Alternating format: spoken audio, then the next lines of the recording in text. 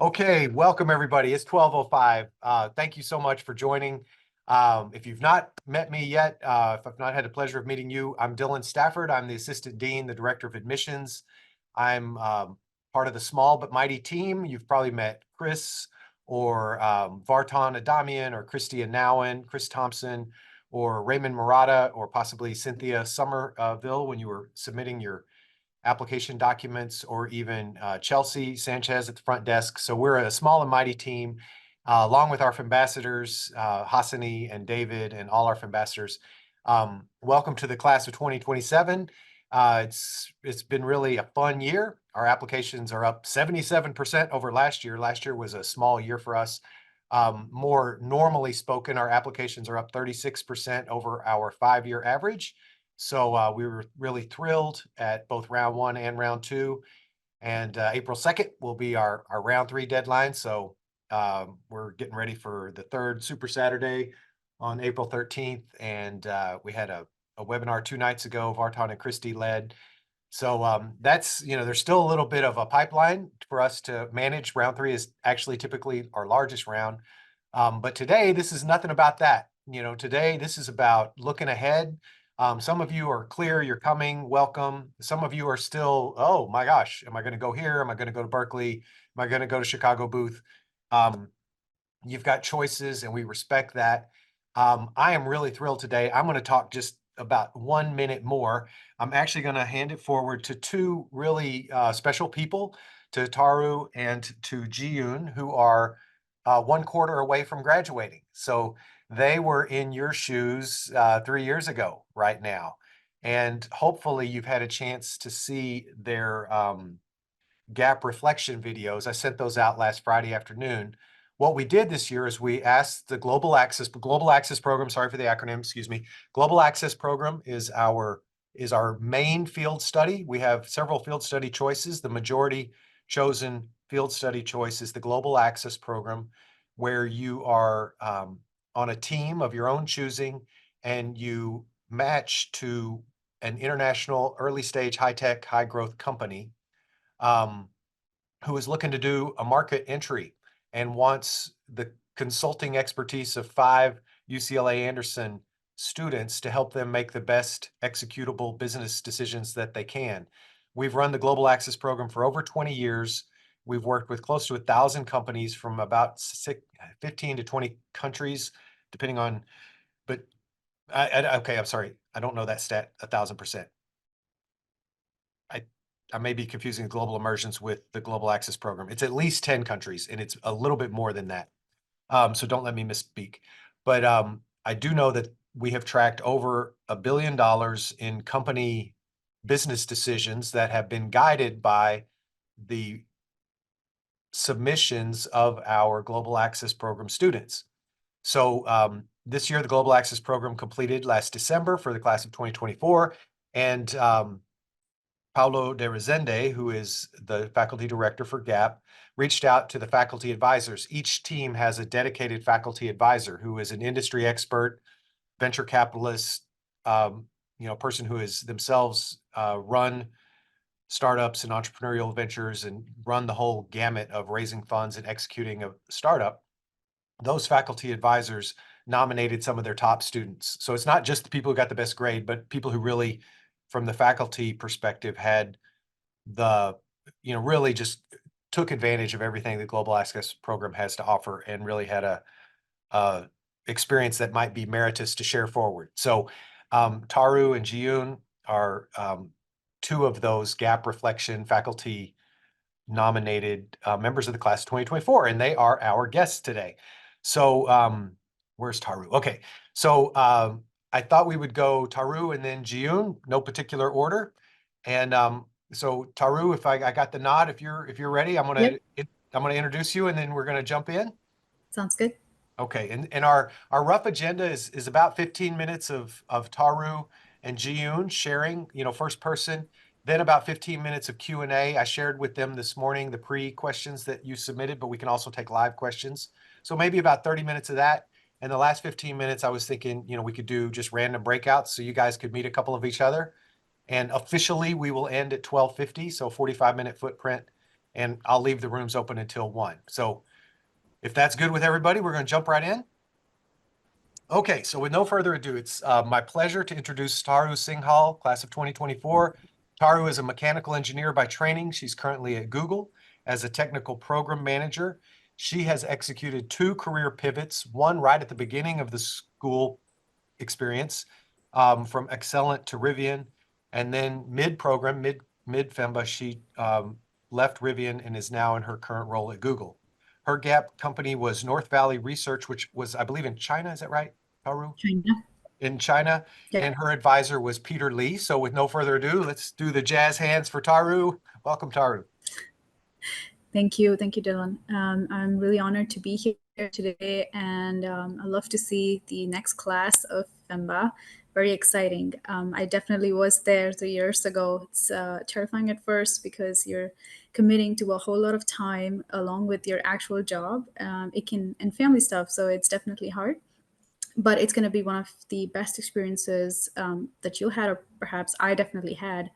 When I first joined, definitely overwhelming because it has been a while since I left school, and now I'm back to it. So it's good to see people that you wouldn't normally meet outside of school, and they're all in your class and different sections. They're so accessible. They're all equal, so you can talk to them very freely and very candidly. They're all the professors that are so helpful, and they're full of knowledge. The more questions you ask, the more you learn, and it's the combination just gets very powerful. And so those are my top takeaways from just classroom learning. And as Dylan talked about gap, the Global Access Program, that was definitely the most rewarding experience, I believe, because it combines all the knowledge that you gain through the courses, and you get to put that to practice for the 6-month duration of the project. And you go through this exercise with an actual company that is in the market, and you're going to help them grow, build their brand, and or have them enter into a different market. So I think that's the overview, I would say, for all the highlights that we have at UCLA. I was a hybrid student at FEMBA, which means that I was commuting from the Bay Area to UCLA every month for my classes over the weekend. The school makes sure that we are provided with as much as possible resources, the best professors, and the flexibility that we need to cater to our personal lives, commute, and then attend classes. And I think within that, we make the best of it, whatever courses we are offered. We try to choose, and they're all like the courses that are offered are a good variety from all the disciplines like tech, real estate, entertainment, you name it. Some of them are restricted by schedules because of different reasons, which we can discuss later. But otherwise, I think the whole experience is very, I think, flexible, supportive, and enjoyable in my experience. That's all. And happy to take questions after. And Taru, just real quick, and because we still have a little time before Jiyoon's time, anything about your pivot to Google, and just how do you execute a career pivot, working full time, going to school on the weekends? How was that? And then the other was the 2 things, and the second was you mentioned your global immersion experience to Israel. Just maybe a quick 30 seconds about that. Definitely. So let's talk about the pivot first. So because I was a mechanical engineer, I was looking to get into more of the business side of things. I applied to UCLA. In the meantime, I also applied to a different job at Rivian, which was a program manager itself. And fortunately, I was selected, and I started doing that job. But at the same time, through resources from UCLA, such as a career center that helped me, with resume reviews, mock interviews, and just career skill honing, it helped me get through the hiring process a lot faster, and once I joined the company, I realized that was not the great fit for me. And so then I had made the pivot to Google, which was a better fit given my location primarily because Rivian was not local. And so it was a lot of travel with UCLA. So that travel did not just sit well with me. But overall, when I joined Google, I also took advantage of the Leadership at Anderson program. And I highly, highly encourage people to take that. That program gave access to me to one-on-one coaching with an executive coach who helped me to understand the gaps that I have in my leadership skills, and then how to fill those gaps by practice and practicing certain skills, especially. So you can get those, I guess, feedback from different people in your career, but when you have a skilled person telling you exactly what to do, it just gets so much easier and faster. And so that helped a lot with the pivot at Google. I had never worked in a large company prior to that. And to me, that was very overwhelming. And my coach helped me through that. They helped me understand how to navigate that workspace, managers, layers of people that are around me. And I think it definitely got very easy after that. And so that's about the pivot. Speaking about the global immersion now, that's another amazing program that UCLA offers, which is in groups of, I think, 30 or 40 people. They take us to different countries. And it depends on what kind of course you're taking. So, for example, for me, it was Startup Nation. So Israel has a lot of tech startups, and I majored in tech management, so I wanted to do that. And we visited a lot of startup companies that were doing very creative stuff. For example, I mean now it's common knowledge, but it was like milk from plant protein and growing steak out of cells and all kinds of interesting startups. And then we met the team that advises their president or prime minister, I think, at one of the classrooms in Tel Aviv University. So I mean, usually you won't get access to any of this. And so through the program, it helps exposes you to this kind of people, so to speak, that you learn from, and you see how they use their skills and be successful. And you can always learn from that. You make connections. Like I connected with that milk company. Still, I still talk to them on LinkedIn because it just amazed me so much. It was pretty funny. And so I think global immersions like that, in my class, people also did international exchanges after that, where you go and attend classes at a different school in the world somewhere, and like London Business School or Paris. And that's pretty exciting too, because you get to learn from different people in a different country. And that too, in the classroom, you'll have people from different business schools too. It's not just the homeschool students, if you know what I mean. So that's I think overall, like all these great opportunities are available to you once you join UCLA. And I felt like most other schools have a lot of restrictions around accessing these resources. But the difference I found at UCLA is that you just have to ask, and everything's available. People are there to support you, and it's just going to be great. That's Dylan. Thank you, Taru. I appreciate both of those. And thank you for mentioning Leadership at Anderson. So that's Leadership at Anderson is a not required but totally available resource led by Matt Gorlick, who is a FEMBA 2013. And it's a wraparound to the curriculum that gives you a chance to really customize your leadership development journey. And as Taru mentioned, focus on specific elements of my professional comportment that I want to use business school to refine, to polish, to improve. And, just congratulations, Taru, because Google can hire anyone they want, and they chose you, and they chose well. And thank you. Thank you. Oh, okay. So with no further ado, our second guest, and for everybody, just be thinking of any other questions besides the ones in the chats that are, excuse, not in the chat. Don't put questions in the chat. That'll make us crazy. Besides the ones you sent in the pre-question, if you have other questions, we can after we hear from Jiyoon and get the overview of her journey, then we can take questions. So it gives me great pleasure to introduce Jiyoon Cho, also class of 2024. Jiyoon attended UCLA in undergrad and majored in psychobiology. She's currently at Clary, and I may be saying that wrong, Clary, as a customer success manager. Her entire career has been in tech. She started 4 years at Yelp and then did a pivot to Paycom and is now, as I said, at Clary as a customer success manager. Her global access program company, hopefully, as you heard on the video, was Ulma Architectural Solutions based in Madrid. And she did a great job of talking about the trip and their research in Spain. And her GAP advisor was Bruce Rothman, who nominated her as one of our faculty nominees. So with no further ado, let's all give some jazz hands for Jiyoon. Hi, welcome, Jiyoon.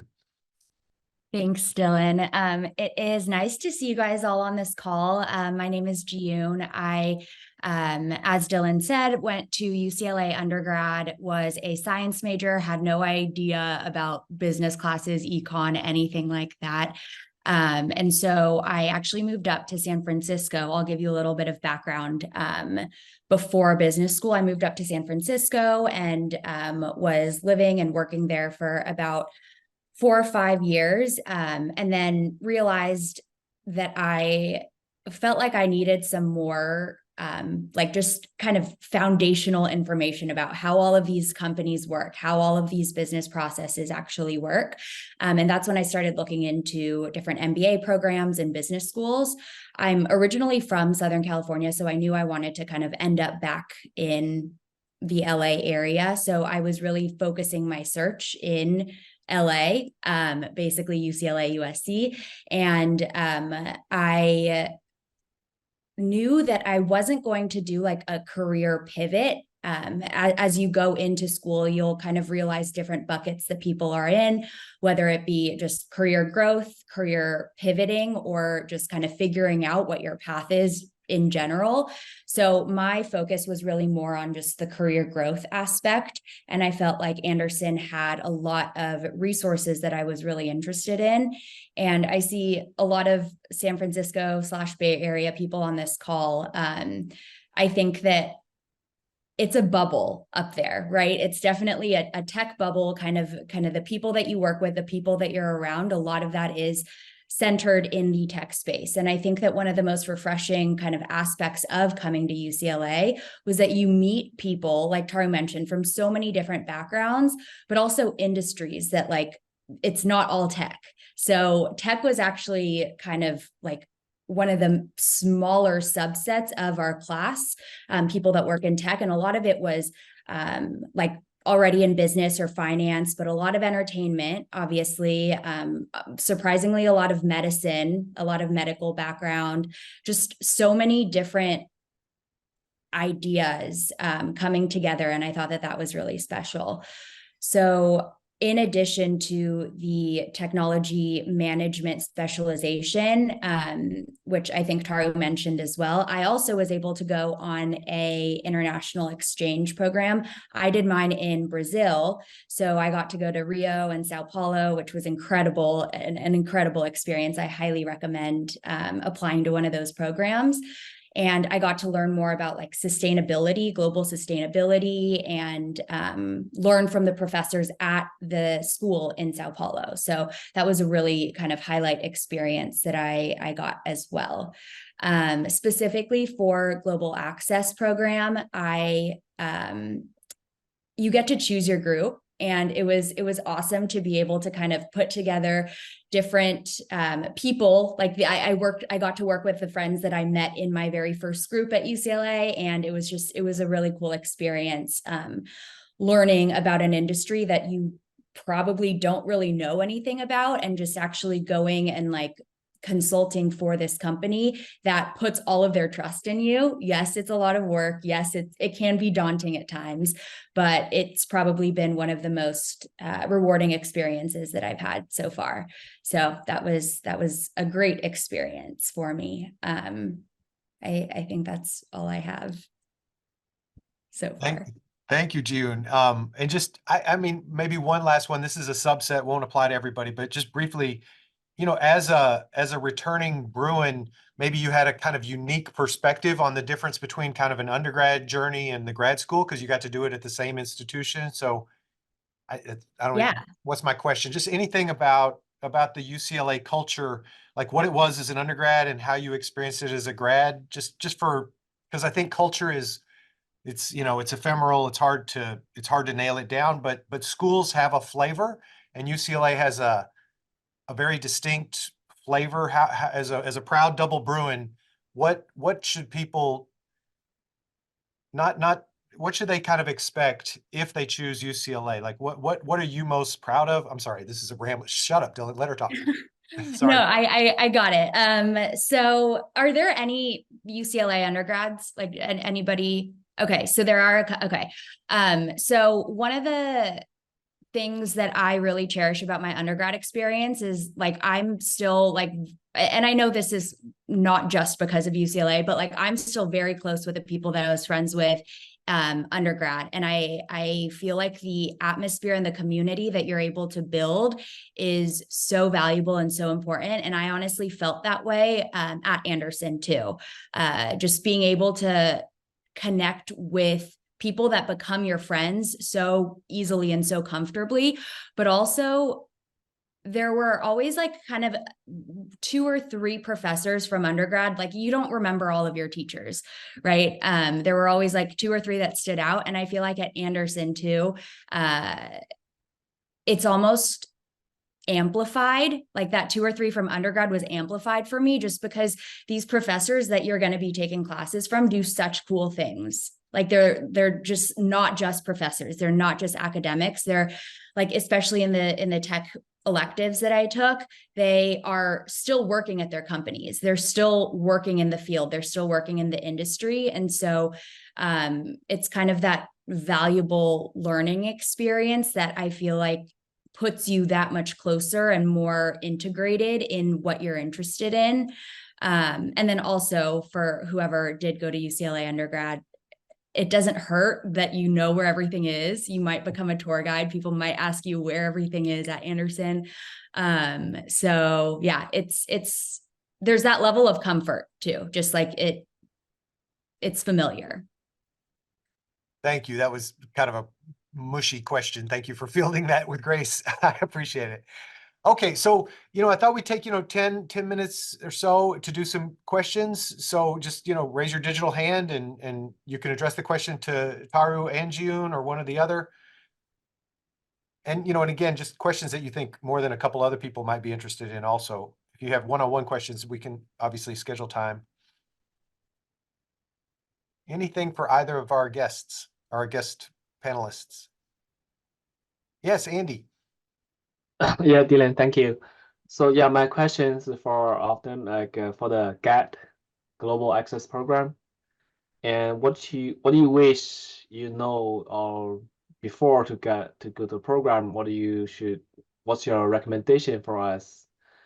Like what's your wish to know before you do the Global Access Program? Yeah, that's my question. Great question, Andy, and I'm sorry I'm gonna put you on the spot, but real quick, tell us maybe your company and your role. Just introduce yourself a tiny bit. Oh, sorry. Yeah. My name is Xiang Guangzhang. I go by Andy. So I'm currently master professional students part-time at UC Everyone. And I also work at UI. I work at UI as an Ernst Young's audit RA office. Yeah, and I also have my own business on the side. It's martial arts entertainment related. Yeah, that's about me. Thank you. Thank you. I can jump in on this one. So essentially with GAP, it is a 6-month process. So you really have to be diligent about spacing out when different deliverables are due. And so just kind of making sure that you create a project plan, I think is very important. And then one thing that my team could have jumped in on earlier is really taking advantage. You have to do a lot of primary research. So like interviewing people in the industry of your company, and your GAP advisor will be strategically selected based on the company that you're working for. And your advisor is going to be a wealth of knowledge. And obviously, you know, we brought him in on different things and kind of gave our updates, but about halfway through we realized that we could take advantage of his contacts and his connections and all of his expertise.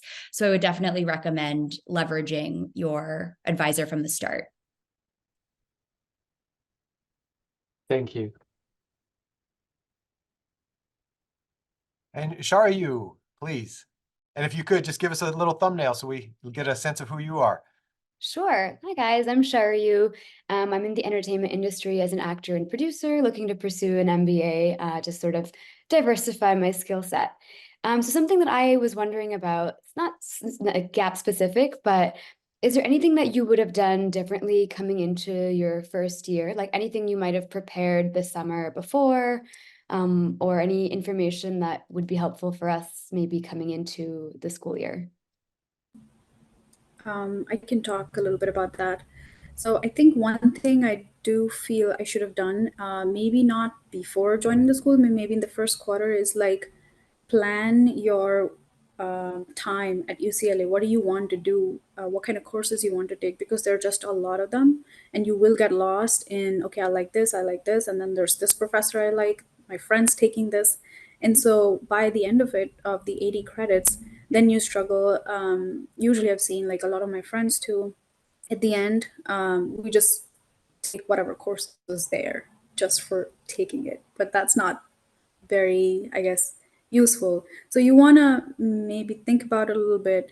I want to try some finance courses. I want to try some tech courses, and then balance it out. So the university, if you talk to the admins, like it's a Bonnie, and I think VG, most importantly, I think. So they can help you, they'll give you a spreadsheet which has a set format of like year one, year two, what kind of credits you need to hit. And then they can grab like, or like you can work with them. They're super helpful. So you just set up a time and say, I want to try these kind of courses, and they'll give you the courses. Then you just feed that into your chart, and then you're kind of set for the next 2-3 years, and you don't have to, be very. And there are like Slack channels where they post, students generally post where what kind of courses they liked and recommend, and some they don't. And so you can just skim through those as soon as you get in and see what you want to do or not. Keep some as backup, like, all right, maybe by the time you get to that quarter, you like one course versus the other, and so you can just switch it out. But yeah, try to get that done first.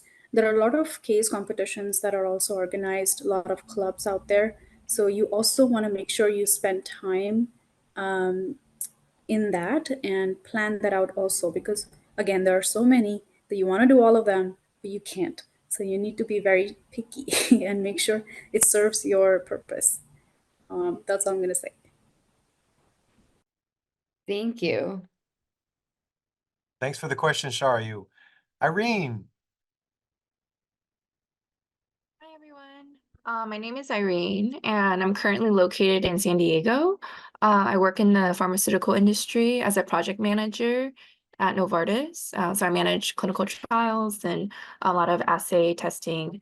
And so I'm hoping at FEMBA I'll be able to, meet a lot of cool people like you guys, and also, kind of build my community, and also, potentially think about changing industries and different roles. So I'm really excited. Yeah, I just wanted to ask both Taru and Jiyoon, do you feel like as a FEMBA student, you were able to take full advantage of getting involved as a student, especially as a commuter? So I'm not sure what type of if you did hybrid or 2 days a week, or what your schedule was, but do you feel like you had to go on campus more often to kind of get involved, or were you able to kind of get the full experience by going on like once or twice a month as the schedule permits? Yeah, Taru, I'll let you answer that because you had to commute. Got it. And I was going to say that maybe June can add that perspective of joining in from LA. So I did the commute part, and then it becomes even more important that you actually plan your time and select what you want to do. So yes, it's a little bit challenging because you're commuting and you're only there for like 2 days, Saturday and Sunday. The resources are available throughout, whenever. So if you want to take advantage of certain things, then you just plan your travel accordingly. So for example, for certain competitions that I wanted to do, I stayed an extra day, like a Friday or a Monday, or I even commuted, I think, one Wednesday to attend a global management program event that was there that was very interesting to me. So it's, again, keep an eye on the things that you're interested in. The notifications usually go out like within 3 weeks or 2 weeks. So it's a bit less time if you want to, plan your flights and stuff. So be in touch with the directors like Lucy for Global, Easton Center, or like, whichever centers you're interested in, like entrepreneurship or tech. Like those are the ones I was doing. So I just have that in my mind. And like entertainment, healthcare, they're different centers. So keep in touch with those directors, ask them ahead of time what kind of events they're planning, and plan your travel accordingly. And I think it's doable as long as you be very clear on what needs to be done. June, you want to add something from Yeah. from LA?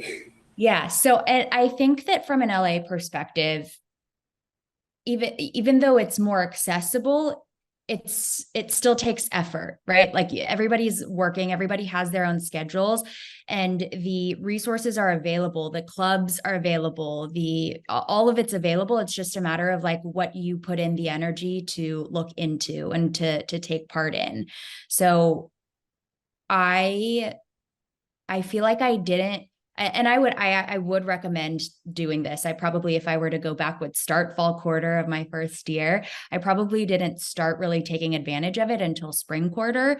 But yes, I think that that's a great question, just because it can kind of feel like there's almost too many options if you are local, and you don't necessarily know what to choose or what to prioritize for yourself. But I think that once you do find maybe like 2 or 3 clubs, or just find a group or a specialization, and really kind of invest in what interests you the most. Thank you for the question, Irene. Navroj, I'm going to ask, if you don't mind, if you could just hold your question. I'm trying to squeeze a lot into 45 minutes. So I have a quick poll. I think it's like 3 questions. I thought it might be interesting. So I'm going to put up a poll. You can all answer that. We'll see the results. And then I want to send us into, just randomly assigned breakout rooms. And, the last 10 minutes or so, just, I think, alpha by first name, but introduce each other and, just take a minute. Where are you? Have you decided? Are you on the fence? Are you still thinking of other schools? Anything you'd like to say, to be known. There's no right or wrong way to do this, but I thought it might be fun just to get a chance to meet some of the other folks. So let's start with, and Navroj, I'll be in the main room if you'd like to, bring your question. I'm happy to address it, or we can connect you with Taru and Jiyoon. Okay, so is this working? Is the poll going? Somebody could nod at me. Did I turn it on right? No. What am I doing? We didn't see it, Dylan. Maybe try again. Okay, hang on. Let me relaunch. Did it come up? There we go. All right, Yep. there we go. So we'll take 30 seconds and answer this. Look at the results. And then we'll do the breakouts.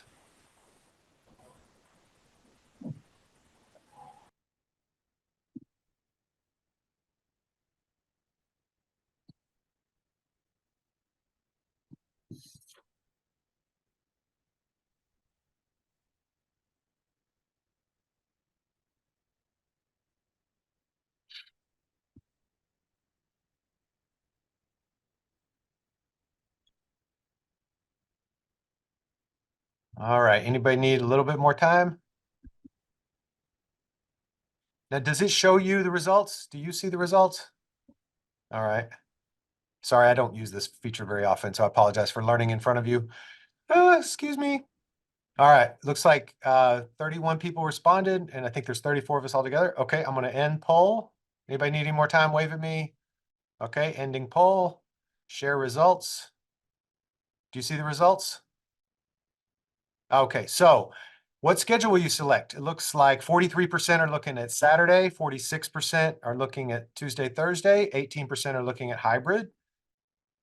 Are you planning to attend? So we have a April 6th welcome event on campus.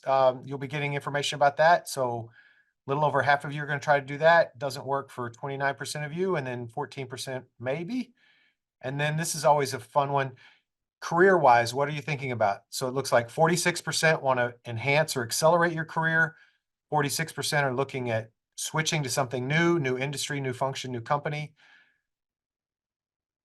Oh, okay. I gave you multiple options. Okay. All right. This is not, okay. I set it up. Okay. And then you see people looking at exploring and people pursuing entrepreneurship. You can see the percentages. And then I like this one. How long have you been planning on your MBA? So 0 to 2 years, 2 to 4, 4 to 6, 6 to 7, 8+. Yeah. So some people are, they're kind of like, oh my gosh, I'm going to do this. And other people have been planning on this for over 8 years. Okay. All right. Thanks for that. Okay, so now we'll just land the plane with kind of a breakout session. I've created, I think, 10 rooms here, and I'll hang out in the main room, I guess. I'm not sure where it'll send me.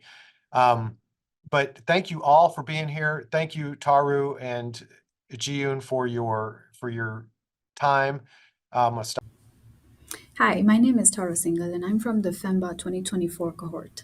I chose UCLA Anderson for my MBA because apart from great professors, it offered a diverse class, one-on-one career coaching, and ample resources to pursue almost any career path. I was a mechanical engineer when I first joined UCLA, and I took advantage of my connections in my class across UCLA, as well as the career coaching that I got from the Career Center to make a move into a technical program management role. UCLA also offers great programs for global knowledge, like global immersion and international exchanges. I went to Israel as a global immersion participant, and it was one of the best trips I had because it allowed me the opportunity to meet with very important people in Israel that made key decisions for the government, as well as the senior leadership of most of the startups that were working in the tech sector. I hope my journey helps you understand the experience at UCLA and encourages you to join UCLA for your MBA program. I'm thrilled at the opportunity to share my GAP story here. I chose GAP as my capstone project because it allowed me to do like a consulting-like project within the 6 months and go through the rigor of each step from concept of an idea to the actual business plan for the product. The gap itself was very valuable to me for 3 reasons. First, that it gave me a chance to work with great minds in a form of team members that were able to provide different perspectives on the problem statement, and we were able to work together, collaborate, influence each other, and agree on the right path forward. Second, it allowed me to learn the right techniques of data collection that would provide useful insights and eventually help in making decisions. And third, as I said, the key steps from taking a concept to a business plan by using financial knowledge was very valuable to me. And lastly, the biggest advantage was to have a very knowledgeable advisor guiding us throughout the GAP program through their industry knowledge and experience, and to make sure that we are on track and approach the problem the right way so that we can finish in the right amount of time.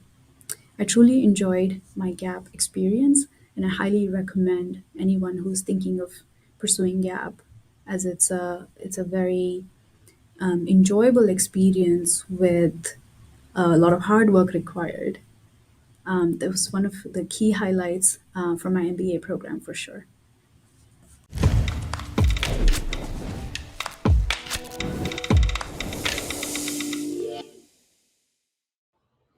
I'm excited to be nominated by the Anderson faculty to share my GAP experience. Initially, I sought out Anderson because of the experience that I had had as an undergrad at UCLA. I knew that I would get the best balance of academics and career opportunities while also meeting so many people from different industries and backgrounds. While at Anderson, I've been able to learn from professors at the top of their industries and really develop as a leader. My involvement with GAP, from my team to the company we worked with and our advisor, was definitely a major highlight of the whole journey. My name is Jiyoon Cho, and I am a FEMBA class of 2024. I work as a customer success manager at a technology company and have spent my career in the tech space. For my GAP project, I was really interested in working with a company unrelated to technology or software to get some new industry exposure. My team and I had the opportunity to work with a Spanish architectural solutions company planning to enter the United States market. We talked to industry experts and analyzed a lot of data to understand the challenges and opportunities before coming up with our financial model and our recommendations.